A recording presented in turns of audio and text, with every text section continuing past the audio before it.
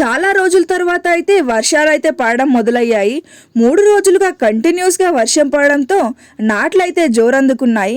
మేము కూడా ఈరోజైతే నాట్లు వేస్తున్నామని పొలం కాడికైతే పోయాము. ఇక్కడ చూడండి, రోడ్లు అయితే మరి ఘోరంగా తయారయ్యాయి. నేనైతే ఇష్టంగా చెప్పులు వేసుకొని వెళ్తే కష్టంగా చేతిలో పట్టుకొని పొలానికి వెళ్ళాల్సిన అవసరం వచ్చేసింది. ఈ రోడ్లను చూసిన తర్వాత అయితే నేను వెళ్ళేసరికి అయితే వాగులో అయితే చాలా నీళ్లు పోతున్నాయని చేపలు కూడా వచ్చేసాయి నా కోసం. దాంతో అయితే మా డాడీ పట్టేసి హౌజ్లో అయితే దాచిపెట్టాడు.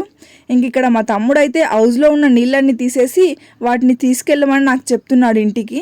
ఇక్కడ చూడండి, అవి ఎంత పెద్దగా ఉన్నాయో. నేను లాస్ట్లో అయితే ఒక ఫోటో కూడా యాడ్ చేస్తాను. వాటి అయితే చాలా అంటే చాలా పెద్దదిగా ఉన్నాయి ఈ చేపలు అయితే. ఒకటి కొరమీను అయితే, మరొకటి అయితే మార్పుగాడు. ఆ మార్పుగాడిని చూస్తే నాకు ఎందుకో ఏమో అస్సలు నచ్చదు. ఎందుకంటే అది మనిషి చర్మం లాగానే అనిపిస్తుంది. సో నాకు అస్సలు నచ్చదు.